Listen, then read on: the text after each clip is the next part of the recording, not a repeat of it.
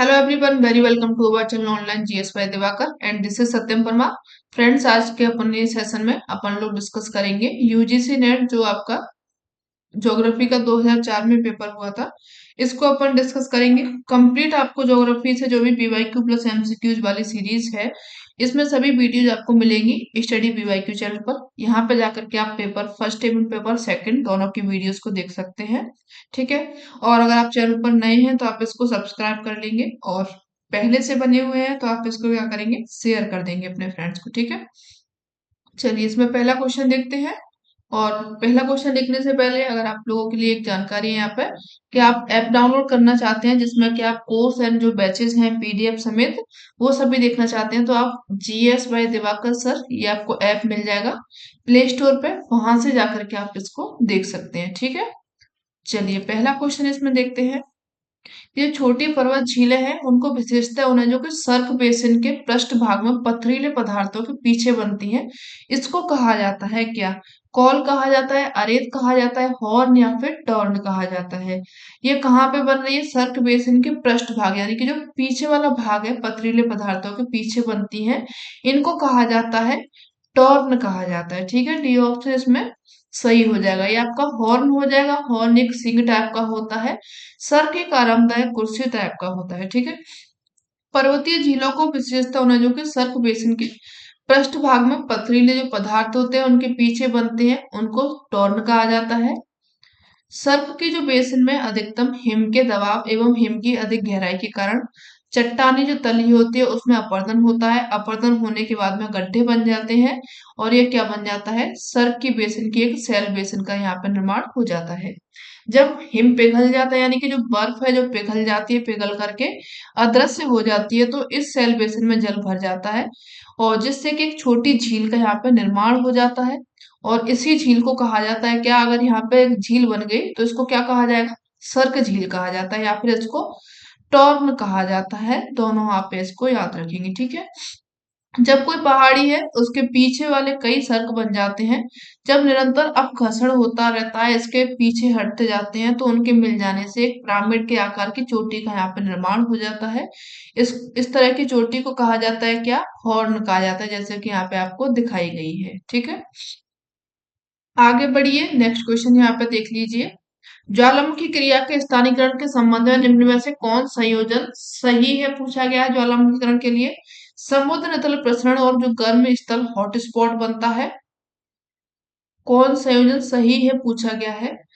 Other person यानी कि जो सबडक्शन है, सीमाएं और गर्म स्तर यानी कि हॉटस्पॉट मिलता है। समुद्र नतन जो नितल प्रसरण होता है एवं अधः पचन होता है, या फिर यहाँ पे समुद्र नितल प्रसरण होता है, अधः पचन होता है, सीमाएं एवं उष्ण स्थल हॉटस्पॉट होता है। तो यहाँ पे तीनों ही क्रिया आपको देखने को मिलती है, तो डी ऑप्शन सही हो जाएगा। सही ये भी थे लेकिन आधे अधूरे थे। ज्यादा सटीक अपन लोगों को कौन सा दिख रहा है? डी लग रहा है, तो इसी को आप सही कर देंगे, डी ऑप्शन। ठीक है। ज्वालामुखी क्रिया है, इनके संबंध में समुद्र नितल प्रसरण होता है, अधःपतन होता है, उष्ण एवं जो स्थल संयोजन सही होता है। भूपर्पटी या फिर प्लेट के नीचे मेंटल में कहीं कहीं रेडियोधर्मी जो तत्व होते हैं, इनकी अधिकता के कारण भूतापी ऊर्जा उत्पन्न होती है, और इस क्षेत्र को कहा जाता है क्या? हॉट स्पॉट इस क्षेत्र को कहा जाता है। ठीक है। दो कथन दिए गए हैं, इनको पढ़ना है। स्थल रूपों की जटिलता और सरलता इसकी अपेक्षा मिलती है, यानी कि स्थल रूपों की जटिलता जटिलता सरलता की अपेक्षा मिलती है। स्थल रूप के उद्भव होते हैं, उसमें संरचना की प्रमुख भूमिका होती है। ए और आर दिए गए हैं, दोनों ही यहाँ पे सही हो जाएंगे। आंशिक यहाँ पे स्पष्टीकरण भी हो जाएगा, बी ऑप्शन सही हो जाएगा। ठीक है। आगे बढ़ते हैं। नेक्स्ट देखिए, लोयस है, स्पिट है, आउटवॉश प्लेन है, प्राकृतिक तटबंध है। यहाँ पे कुछ चाहिए, इनका मिलान करना है। तो जो लोयस बनता है मैदान, ये किससे बनता है? ये आपके पवन से बनता है। किससे बनता है? पवन से बनता है, बी हो जाएगा ए का। स्पिट जो बनते हैं ये समुद्र तटीय जो स्थल रूप होते हैं, इनको स्पिट कहा जाता है। आउटपोस्ट जो प्लेन बनते हैं ये हिमानी स्थल रूप में बनते हैं। प्राकृतिक तटबंध बनते हैं जलीय स्थल रूप में। ऑप्शन जो यहाँ पे आपका सही हो जाएगा वो का सेकंड है, बी का थर्ड है, बी का फोर्थ है। ठीक है। यहाँ पे सी ऑप्शन करेक्ट हो जाएगा। ठीक है। आगे बढ़िए। प्लेट विवर्तन की जो प्रतिगामी की विशेषता है, इसमें क्या हो जाएगी? मुठभेड़ पेटियां हो जाएगी, समुद्री नितल प्रसरण हो जाएगा, प्लेटों के पार्श्विक सरकना हो जाएगा, या फिर ऊर्ध्वगमन उद्दोलन हो जाएगा। यहाँ पे जो ऑप्शन सही हो जाएगा प्लेट विवर्तनी में, प्रतिगामी विशेषता समुद्री नितल प्रसरण हो जाएगा, बी ऑप्शन सही हो जाएगा। व्याख्या इसकी देख लीजिए। समुद्र नितल प्रसरण प्लेट विवर्तनिकी में प्रतिभागी जो विशेषता होती है धातव्य की, जो प्लेट विवर्तनिकी का वैज्ञानिक सिद्धांत है, जो कि वर्तमान समय में महाद्वीप के प्रभाव, ज्वालामुखी और जो भूकंप होते हैं उन जैसे कारणों को उजागर कर रहा है। सागल नितर जो प्रसरण है इसकी बात सर्वप्रथम 1960 ईस्वी में हैरी एस महोदय के द्वारा की गई थी। सागर नितर प्रसरण की अपसरणी किनारे हैं, उनके सहारे ये पाया जाता है। ठीक है, आगे बढ़िए। वायुमंडल के संस्तर हैं इनकी, जो संस्तर दिए गए उनको क्रम में लगाना है। तो सबसे पहले आपका क्षोभ मंडल आता है, क्षोभ मंडल के बाद में समताप मंडल है, उसके बाद में मध्य मंडल आएगा, ये आपका गलत हो जाएगा। क्षोभ मंडल, समताप मंडल, मध्य मंडल एवं आपका फिर ताप मंडल हो जाएगा, सी ऑप्शन सही हो जाएगा। आगे बढ़ते हैं। सर्वोच्च मध्य ताप वाले जो बिंदु होते हैं उनको जोड़ने वाली रेखा है उसको कहा जाता है ताप भूमध्य रेखा, महाद्वीपीय या फिर अंतरोष्ण अभिसरण पेटी या फिर विशिष्ट ऊष्मा।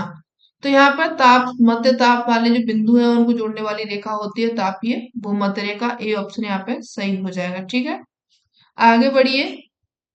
जो उपोष्ण जेट स्ट्रीम है इसकी ऊंचाई पूछी गई है, कहाँ से कहाँ तक है। इसकी ऊंचाई मिलती है आप लोगों को 9100 मीटर से लेकर के 13,700 मीटर तक की ऊंचाई यहाँ पर देखने को मिलती है। ठीक है, देख लीजिए कहाँ पे चलते हैं। उपोष्ण जेट जो कटिबंधीय पछुआ जेट है, इनकी स्थिति धरातलीय उपोष्ण कटिबंध उच्च वायुदाब के उत्तर में लगभग 9100 मीटर से लेकर के 13,700 मीटर की ऊंचाई पर होती है। ये सामान्यतः 30 डिग्री से लेकर के 35 डिग्री अक्षांशों के बीच में प्रभावी होते हैं, परंतु कभी कभी ये 20 से लेकर के 50 के बीच में भी चलने लग जाते हैं। यह ध्रुवीय वातावरण जेट प्रवाह की अपेक्षा अधिक नियमित होते हैं और उससे कम शक्तिशाली भी होते हैं, परंतु कभी कभी इनकी जो गति होती है ध्रुवीय वातावरण जेट प्रवाह जितनी अधिक हो जाती है। ये आप याद रखेंगे किसके बारे में, जेट के बारे में। ठीक है, आगे बढ़ते हैं। नेक्स्ट क्वेश्चन देखिए यहाँ पे। अंध महासागरीय उपोष्ण उच्च जो दाब पेटी है इसको कहा जाता है एजोर्स उच्च, हवाई उच्च, पछुआ उच्च या फिर हेडली कोस्ट। तो जो एजोर्स उच्च है ये कहाँ पे मिलेगी आप लोगों को, अंध महासागरीय उपोष्ण उच्च दाब पेटी इसको कहा जाता है। ठीक है, अधिविष्ट वाताग्र बनता है, कहाँ पे बनता है ये, शीत वाताग्र में, उष्ण में, या फिर जब जो शीत वाताग्र होता है उष्ण वाताग्र के ऊपर जाता है, या फिर जब दोनों शीत वाताग्र समाप्त होते हैं। तो यहाँ पे अधिविष्ट पूछा गया है, सी ऑप्शन सही हो जाएगा। जब शीत वाताग्र जो है उष्ण वाताग्र के ऊपर चला जाता है तब कौन सा बनता है, अधिविष्ट वाताग्र यहाँ पे देखने को मिल जाता है। ठीक है, आगे बढ़िए। नेक्स्ट क्वेश्चन इसको देखते हैं। दो कथन दिए गए हैं, कारण दिया गया है, इनको पूछिए। जो जल परासरण है इसकी प्रक्रिया पौधों को मृदा में यानी कि घोल के रूप में तत्वों का शोषण करने में मदद करती है। सभी जो तत्व होते हैं प्रथमतः मृदा में एकत्रित होते हैं। ऑप्शन जो यहाँ पे क्या हो जाएगा, सही हो जाएगा, ए और आर। साथ में इनकी व्याख्या भी सही हो जाएगी, ए ऑप्शन यहाँ पे करेक्ट हो जाएगा। ठीक है, आगे दिए गए यहाँ पे कुछ सूची एक सूची दो दिए गए हैं, इनको लगाना है। समुद्री बायोम है, भूमध्य सागरी है, टैगा बायोम, उष्णकटिबंधीय बायोम है। यहाँ पे कौन कौन से वन आपको देखने को मिलते हैं इनको लगाना है। जो समुद्री बायोम है यानी कि यहाँ पे आपको क्या मिल जाएगा, फाइटोप्लैंक्टन्स मिल जाएंगे। टैगा बायोम है, टैगा में आप लोगों को यहाँ पे बोरियल मिल जाएंगे, क्या मिलेंगे, बोरियल वन मिलेंगे टैगा में। भूमध्य सागरीय बायोम में यहाँ पे आपको मान जो क्लोरोफिल इकोसिस्टम है ये मिल जाएगा। उष्णकटिबंधीय बायोम में यानी कि ये मानसून पतझड़ वन की बात कर रहा है। तो ऑप्शन यहाँ पे आप लोगों का ये सही हो जाएगा, ए ऑप्शन करेक्ट हो जाएगा। ठीक है, आगे बढ़िए। नेक्स्ट क्वेश्चन देखते हैं। निम्नलिखित में से कौन जो महासागरीय तल की भू रचना है इसका सही क्रम पूछा गया है, यानी कि कैसे जो महासागरीय नितल बनता है आगे की ओर में बढ़ता हुआ जाता है। सबसे पहले कह रहा है कि महाद्वीपीय मग्न ढाल बनता है, ढाल से पहले क्या बन जाएगा, तट बनेगा, तो इसको आप हटा देंगे। ये यहाँ पे लेकिन वितल मैदान आ गया है तो इसको भी आप हटा देंगे। सबसे पहले क्या बनता है आपका महाद्वीपीय मग्न तट बनता है, उसके बाद में मग्न ढाल बनेगा और उसके बाद में उभार बनता है, यानी कि जो आपका ज्वालामुखी वगैरह आती है इनके कारण उभार जो बनता है। और इसका जो अपर्दन होता है ढाल के द्वारा, इसमें जो मैदान में अपर्दन होता है, जो भी आपके मलबे होते हैं उनका इकट्ठा हो जाता है तो उभार बन जाता है। और उभार के बाद में प्लेन मैदान बनता है। ये कहाँ पे मिलता है? आपका महासागरों की स्थलाकृतियां हो जाएंगी। ठीक है, आगे बढ़िए। इसका ये वर्गीकरण भी देख लीजिए। जो महाद्वीप मगधट है, मगधाल है, उभार है, मितल मैदान है। महाद्वीपीय के जो किनारे होते हैं उनका जो भाग महासागर के जल में डूबा रहता है, जिनका ढाल कितना होता है 1 डिग्री से लेकर के 3 डिग्री तक की गहराई में ये पाया जाता है, यानी कि 100 फैथम या फिर 180 मीटर का ये होता है। महाद्वीपीय मगधट ये कहलाता है। ये इसके बारे में आप याद रखेंगे। मगधट और जो गहरे सागरीय मैदान होते हैं, इनके बीच तीव्र ढाल वाले जो भाग होते हैं उनको महाद्वीपीय मग्न ढाल कहा जाता है। औसत ढाल इनका 2 डिग्री से लेकर के 5 डिग्री होता है। गहराई इनकी 200 से लेकर के 300 मीटर तक की इनकी गहराई होती है। ठीक है, क्लियर है यहाँ तक आप लोगों को? आगे बढ़िए। जैव विविधता में कमी के लिए निम्नलिखित में से कौन से कारक हैं जो कि सबसे उत्तरदायी है, महत्वपूर्ण है? जैव विविधता में कमी के लिए पूछा गया है। आवास का विनाश करना, कमी के लिए निम्नलिखित कौन सा कारक उत्तरदायी है? हाँ ठीक है, जैव विविधता में आनुवांशिक आत्मसातीकरण करना, नासक जीवों का नियंत्रण करना, एवं जो परभक्षी हैं उनका नियंत्रण करना। तो ये सब क्या हो जाएंगे? जैव विविधता में कमी के लिए नहीं होंगे। यहाँ पे ए ऑप्शन सही हो जाएगा। ठीक है, जो जैव विविधता में कमी के लिए आवास का विनाश सबसे महत्वपूर्ण उत्तरदायी कारक होता है। विश्व की जनसंख्या में तीव्र वृद्धि तथा जीवन स्तर में सुधार के कारण जो प्राकृतिक संसाधन है उनका तीव्र गति से दोहन हो रहा है, जिसके कारण जो जीव जंतु हैं उनके आवास की तीव्र गति से विनाश हो रहा है और जैव विविधता में क्या आ रही है? कमी आ रही है। ठीक है, आगे बढ़िए।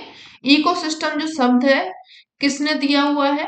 टांसले ने, न्यूबोल्ड ने, स्टोरहार्ट ने या फिर डायरमैन ने? तो यहाँ पे जो आपका टांसले, एजी टांसले है, इन्होंने इकोसिस्टम शब्द को दिया हुआ है। ठीक है, आगे बढ़िए। नेक्स्ट देखिए, यहाँ पे सूची 1 को सूची 2 से मिलाना है। भौगोलिक धुरी का सिद्धांत है कॉस्मोग्राफी और यूनिवर्सलिस्ट है एवं मॉर्फोलॉजी डेल एड्रोब्लोफ्लासे है एवं यहाँ पे ज्योग्राफी ह्यूमेन है। किसने कौन सा दिया है? जो भौगोलिक दूरी का सिद्धांत है ये मैकिंडर के द्वारा दिया गया है। एक का यहाँ पे 4 है, यानी कि एक से ही कंप्लीट हो रहा है। कॉस्मोग्राफी है, यूनिवर्सलिस्ट है, इसको दिया हुआ है सेबेस्टिन मॉन्स्टर ने। मॉर्फोलॉजी डेल ये दिया हुआ है पेंक के द्वारा, जर्मन में था ये। और जो ज्योग्राफी ह्यूमेन है ये जीन ब्रून्स के द्वारा दिया गया है। ऑप्शन जो यहाँ पे सही हो जाएगा वो सी हो जाएगा। ठीक है, कॉस्मोग्राफी शब्द की रचना की गई थी किसके द्वारा? मैकिंडर के द्वारा, हम्बोल्ट के द्वारा, इमैनुअल कांट के द्वारा, फिर टॉलेमी के द्वारा। तो जो कॉस्मोग्राफी शब्द है ये हम्बोल्ट के द्वारा दिया गया था। बी ऑप्शन करेक्ट हो जाएगा। देख लीजिए हम्बोल्ट के बारे में, कॉस्मोग्राफी शब्द है इसकी रचना हम्बोल्ट ने की थी। हम्बोल्ट की जो महत्वपूर्ण कृति है कॉस्मोस, 1845 में इसको प्रकाशित किया गया था।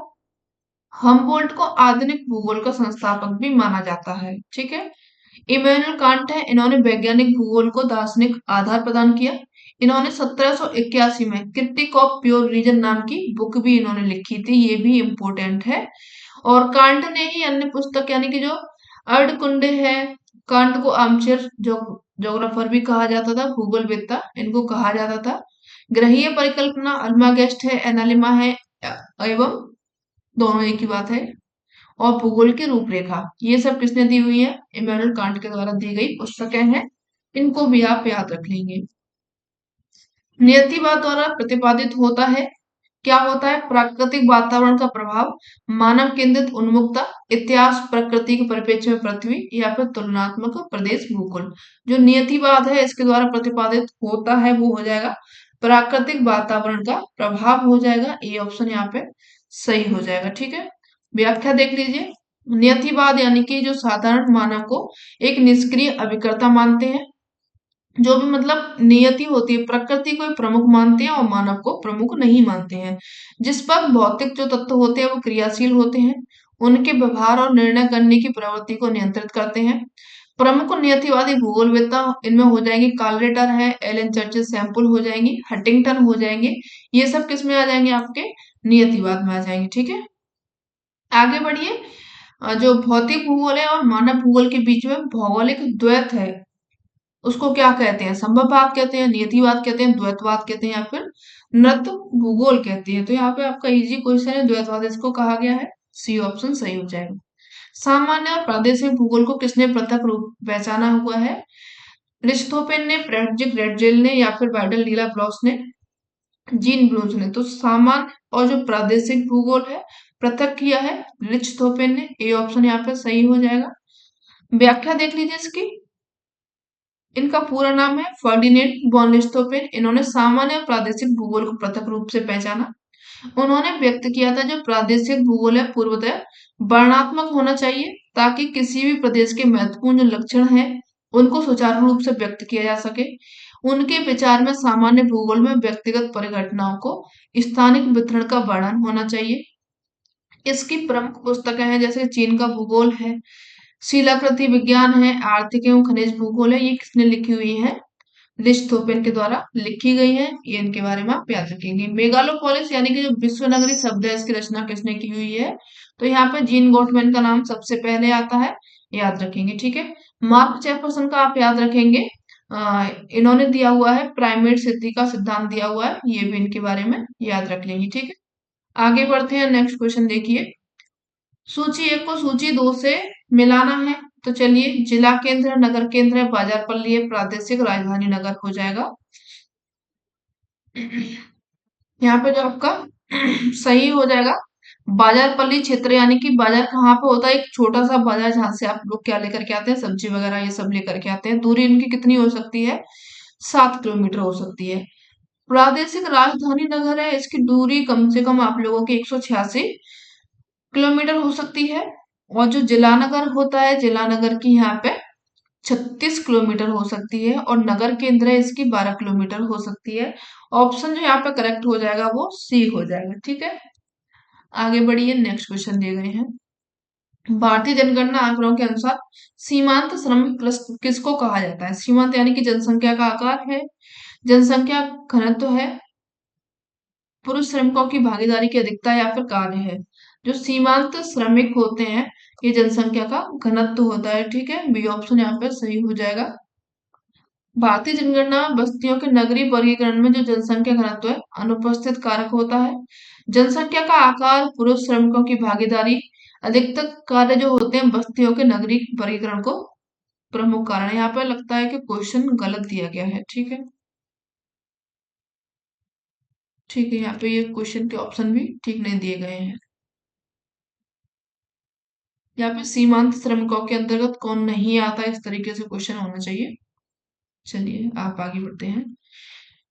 नेक्स्ट क्वेश्चन देखिए, भारतीय जनगणना आंकड़ों के अनुसार सीमांत श्रमिक किसको कहा जाता है। फिर से वही है, सीमांत श्रमिक।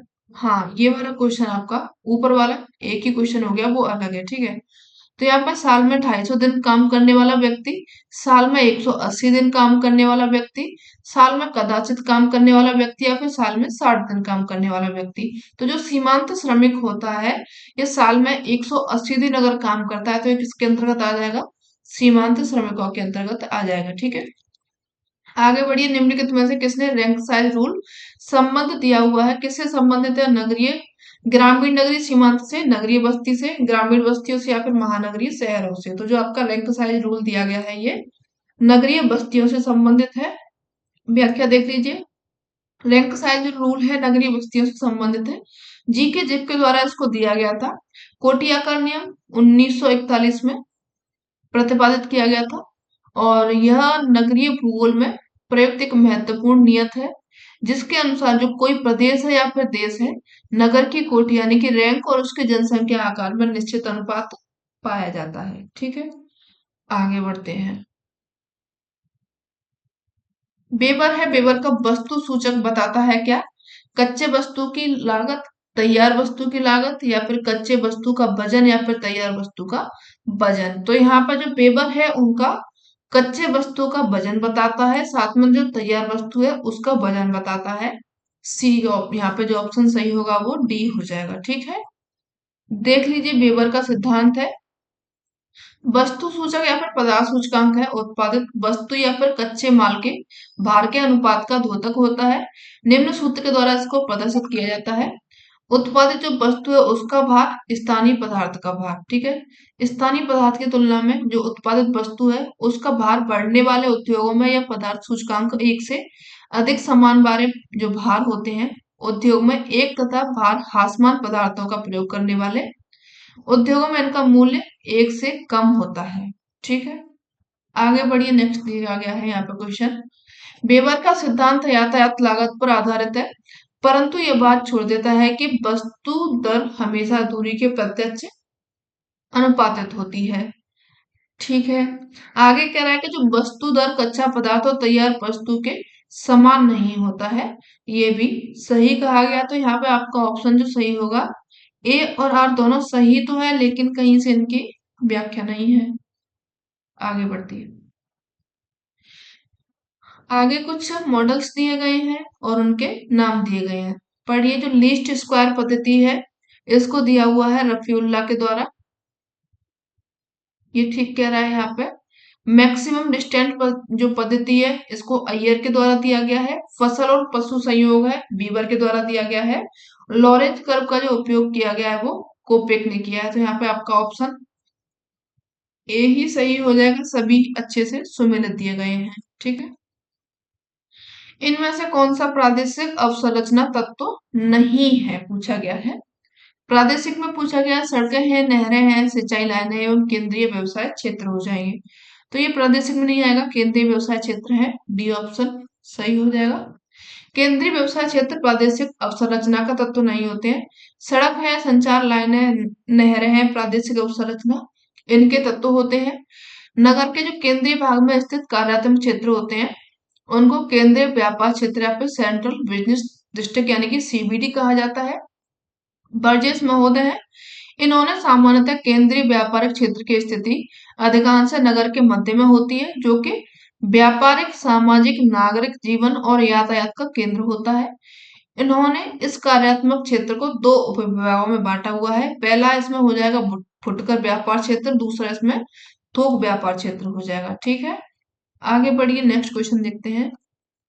बॉन्थ्यूने ने इनके प्रतिमान में हर एक पेटी उस कृषि उत्पादन में विशेषता प्राप्त करती है जिसके लिए वह सबसे ज्यादा उपयुक्त होती है। यानी कि बॉन्थ्यूने ने कहा हुआ है कि प्रतिमान में जो एक पेटी होती है और कृषि उत्पादकता में विशेषता प्राप्त करती है जिसके लिए वो सबसे ज्यादा उपयुक्त होती है। दूसरा यहाँ पे कह रहा है कि जो बॉन्थ्यूनेन है उन्होंने विभिन्न कृषि उद्यम और कृषि संयोग के विचार नहीं किया हुआ है। तो यहाँ पर क्या हो जाएगा, उन्होंने कई सारे कृषि उद्यम दिए हुए थे, पशु संयोग भी दिया हुआ था। तो यहाँ पे जो आपका आर है वो तो गलत हो जाएगा और ए यहाँ पे सही हो जाएगा। तो सी ऑप्शन करेक्ट हो जाएगा। व्याख्या इसकी देख लीजिए, ये इंपॉर्टेंट है आपका। प्रसिद्ध जर्मन अर्थशास्त्री रहे थे, पूरा नाम इनका बॉन्थ्यूनेन है। 1826 में इन्होंने कृषि के स्थानीयकरण सिद्धांत का प्रतिपादन किया था।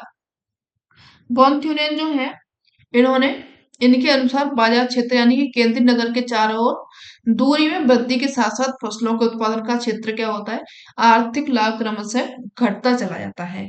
इस प्रकार अगर अधिक लाभ वाले जो उद्यम नगर है निकट होंगे और जो कम महत्व के उद्यम नगर होंगे वो दूर स्थापित किए जाएंगे। 6 पेटियां इन्होंने बताई थी, यहाँ से क्वेश्चन पूछा जाता है।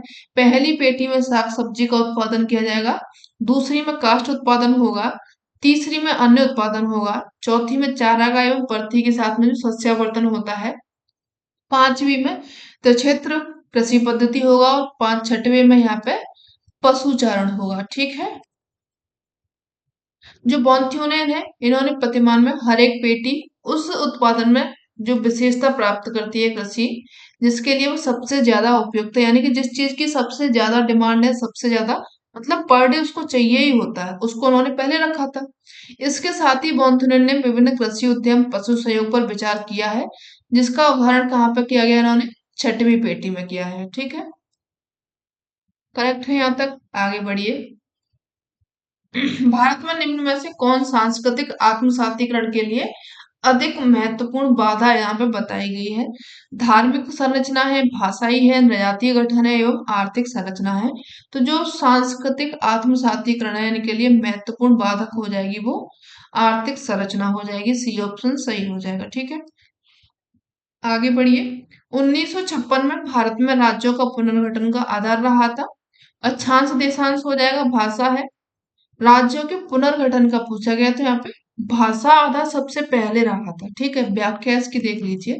भारत सरकार ने प्रादेशिक भाषाई सांस्कृतिक एवं आर्थिक लक्षणों को ध्यान में रखते हुए राज्य के पुनर्गठन की योजना तैयार की गई। नेहरू, पटेल, सीतारामैया समिति की जो रिपोर्ट है उसके बाद में मद्रास राज्य के तेलुगु भाषियों ने पोट्टी श्री रामल्लू के नेतृत्व में आंदोलन प्रारंभ कर दिया। 56 दिन का यहाँ पे आमरण रहा था, अनशन रहा था। 15 दिसंबर 1952 को रामल्लू की मृत्यु हो गई। रामल्लू की मृत्यु के बाद में जो प्रधानमंत्री रहे थे, इन्होंने तेलुगु भाषियों के लिए एक पृथक राज्य यानी कि आंध्र प्रदेश का यहाँ पे गठन कर दिया। इस प्रकार भाषा के आधार पर 1956 में आंध्र प्रदेश राज्य का गठन हो गया। ठीक है, आगे बढ़ते हैं। मैकिन्टर के द्वारा जो प्रतिपादित सिद्धांत है उसका नाम यहाँ पे पूछा गया तो आप बता देंगे, हृदय स्थल सिद्धांत है। मैकिन्टर है, इन्होंने 25 जनवरी 1904 को रॉयल ज्योग्राफी लंदन के समक्ष में एक शोध पत्र प्रस्तुत किया जिसका शीर्षक था इतिहास का भौगोलिक दूरी क्षेत्र। ये भी आप याद रखेंगे।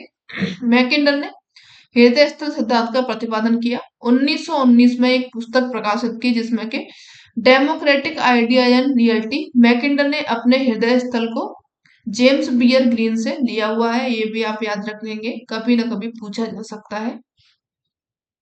आगे बढ़िए। जो भूसामरिक परिकल्पना है, किसने रिमलैंड शब्द का प्रयोग किया हुआ है? तो यहाँ पे स्पाइक मेन है, इन्होंने भूसामरिक प्रदेश यानी कि रिमलैंड शब्द का यहाँ पे प्रयोग किया हुआ है। ठीक है, 1944 में शांति का भूगोल इन्होंने पुस्तक लिखी थी और उन्होंने इसमें रिमलैंड सिद्धांत की प्रस्तुत भी किया था। आगे बढ़िए। निम्न आदिवासी समूह है, कौन समूह उत्तर पूर्व के एक ही राज्य में सीमित है? तो वो कौन सा हो जाएगा? गारो खासी है। ये कहाँ पे हो जाएगा? जो उत्तर पूर्व का एक ही राज्य वहां पर ये अवस्थित है। बी ऑप्शन सही हो जाएगा। गारो खासी जो आदिवासी समूह है उत्तर पूर्व के मेघालय राज्य में मिलता है। ये जनजातियां झूमी कृषि करते हैं और सीढ़ीदार खेतों में कृषि करते हैं। इन लोगों के मकान प्राय लकड़ी के होते हैं, बांस के होते हैं, पत्थर के होते हैं, बेंत के होते हैं, नरकुल, छप्पर, स्लेट के ये बनाए जाते हैं। और इस जनजाति में सबसे छोटी पुत्री का स्थान महत्वपूर्ण होता है। परिवार की संपत्ति का वही उत्तराधिकारी होता है, वही धार्मिक पूजाएं भी करता है। ठीक है, जो छोटी वाली पुत्री होती है यानी कि जैसे अगर मैं होती वहां पे, मैं भी अपने घर की छोटी पुत्री ही हूँ, लेकिन ठीक है जो भी चल रहा है। चलिए आगे बढ़ते हैं। स्प्रेड एवं बैकवॉश इफेक्ट है, इसकी संकल्पना किसने दी हुई है? ए ओ हिस्मैन ने, गुन्नार मेडल ने, गुंडर फ्रॉक ने या फिर समीर अमीन ने? तो जो स्प्रेड है एवं बैकवॉश इफेक्ट है इसकी बात की हुई थी गुन्नार मेडल ने। मेडल के सिद्धांत के अनुसार जो बाजारी शक्तियां हैं उसके कारण असमानता घटने के बजाय बढ़ती जा रही है, क्योंकि जो परगामी प्रभाव है प्रसरण प्रभाव की तुलना में अधिक शक्तिशाली होते हैं। गुन्नार मेंडल है, इनका जो मॉडल है इसका नाम था संचयी परिणामी मॉडल, इनका पूरा नाम रहा था। ठीक है, आगे बढ़िए। नेक्स्ट क्वेश्चन देखते हैं।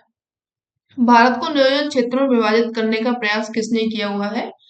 नियोजन क्षेत्र में विभाजित करने का प्रयास पूछा गया है, किसने किया है ये?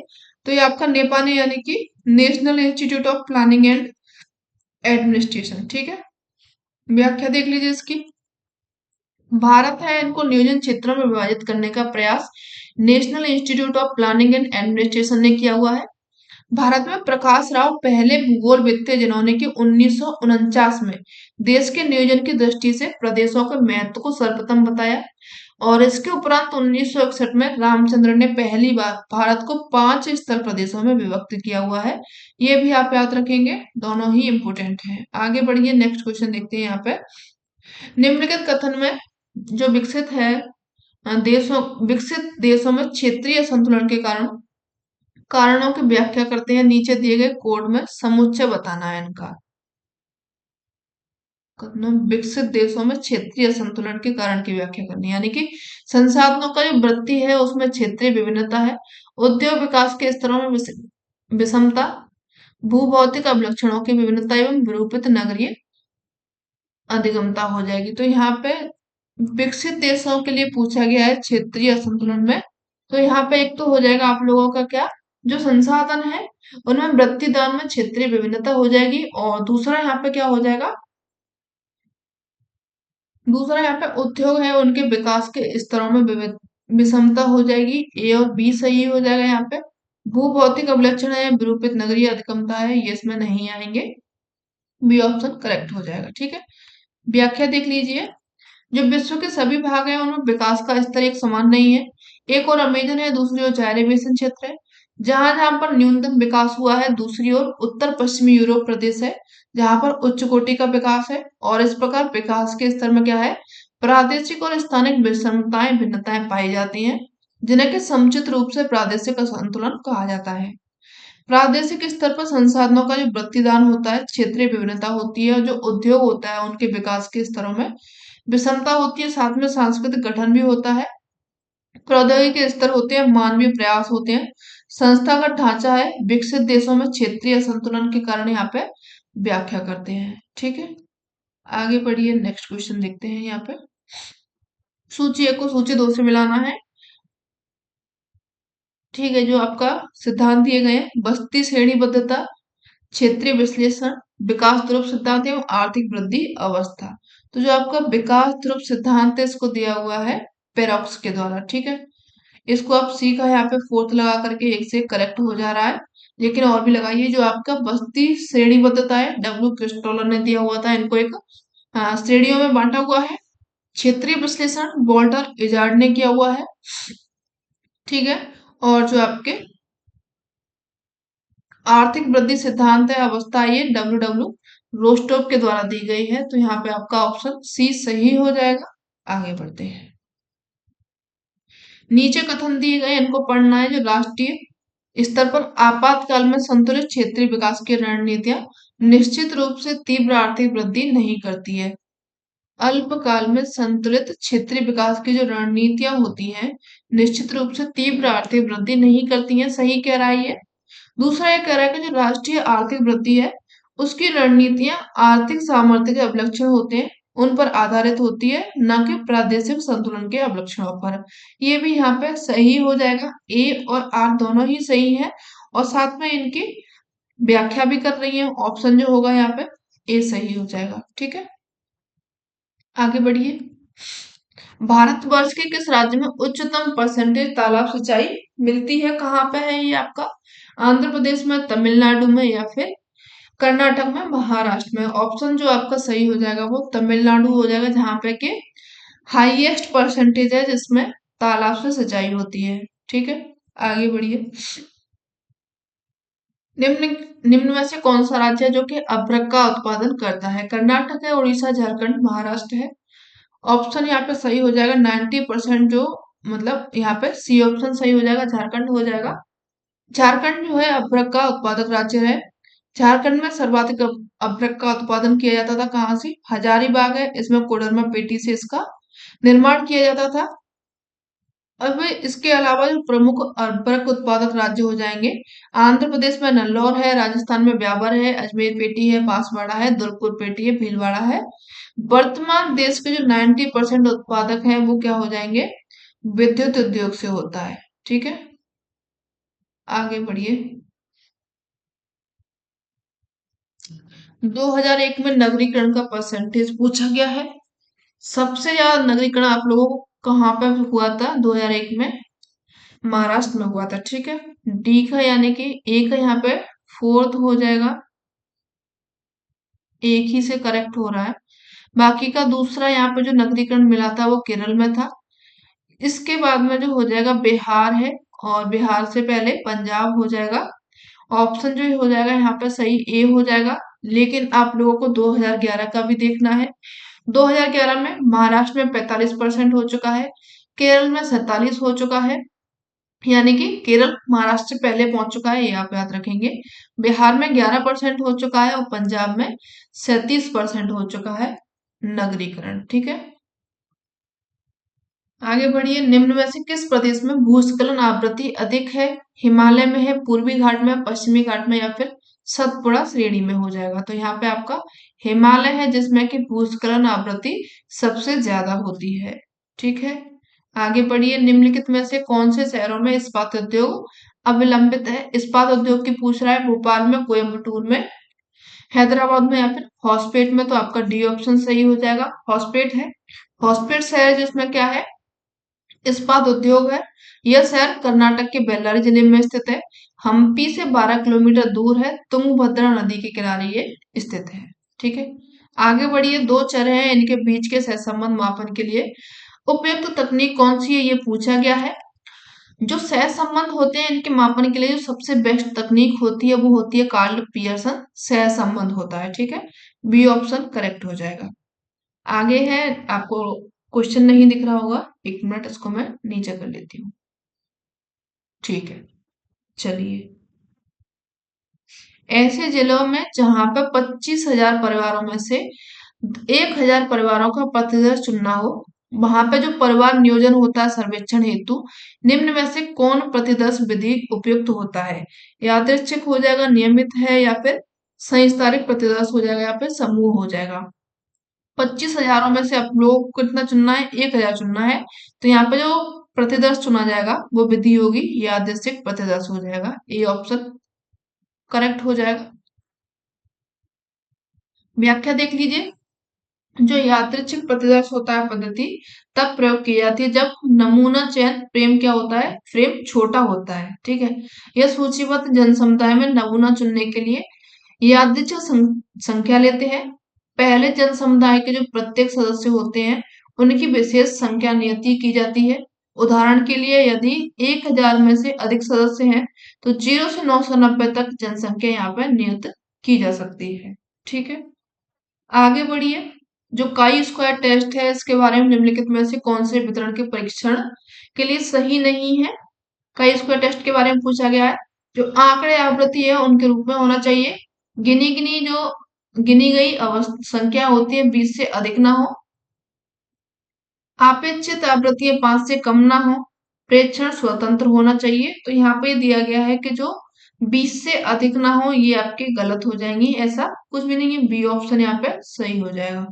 गलत है तो यही सही हो जाएगा। ठीक है, जीआईएस बहुभुज यानी कि जो पॉलीगन है इसका अर्थ होता है बहुभुज का 3D स्पेस का होता है, 2D स्पेस का होता है विषमरूपी, 2D स्पेस का समरूपी होता है, या फिर 3D स्पेस का विषमरूपी होता है। तो जो आपका बहुभुज होता है जीआईएस का पॉलीगन होता है ये 2D स्पेस का समरूपी प्रदर्शन होता है। इसी को कहा जाता है जीआईएस का बहुभुज या फिर पॉलीगन कहा जाता है। ठीक है, इसमें जो आकृतियां बनी होती हैं ज्यामितीय आकृतियां बनी होती हैं। सामान्य नाम इसका 2D स्पेस बोला जाता है। ठीक है, आगे बढ़िए। लास्ट क्वेश्चन है, छोटा पेपर था आपका 2004 में 50 क्वेश्चन का। चलिए आगे बढ़िए। यहाँ पे दिया गया है सूची 1 सूची 2 को मिलाना है, मध्य है, आवृत्ति वक्र है, प्रधान घटक हो जाएगा, संयोजित मैट्रिक्स है। तो यहाँ पर जो मध्य में क्या मिलेगा आपको, केंद्रीय प्रकृति जो प्रवृत्ति है इसका प्रमाण मिल जाएगा। आवृत्ति वक्र यानी कि यहाँ पे ग्राफीय प्रदर्शन किया जाता है। प्रधान घटक में यानी कि यहाँ पे आपका संयुक्त संकेतक होता है, और जो आपका संयोजक मैट्रिक्स होता है यानी कि नेटवर्क विश्लेषण की बात कर रहा है। ऑप्शन जो करेक्ट हो जाएगा वो बी हो जाएगा। ठीक है, ये हो गया आप लोगों का आज का पेपर। छोटा ही पेपर था, कंप्लीट हो चुका है। आगे आपका नेक्स्ट पेपर सॉल्व करेंगे। ठीक है, 1 से 2 दिन की छुट्टियां हो चुकी थी लेकिन अब कंप्लीट यानी कि कंटिन्यू रहेगा paper first and paper second दोनों ही। ठीक, सेशन कैसा लगा जरूर बताएंगे। अगर अच्छा लगा हो तो सेशन को लाइक कर लेंगे, चैनल को सब्सक्राइब कर लेंगे एंड अपने फ्रेंड्स में उसको शेयर जरूर करेंगे। ठीक है, मिलते हैं नेक्स्ट सेशन में, तब तक के लिए धन्यवाद।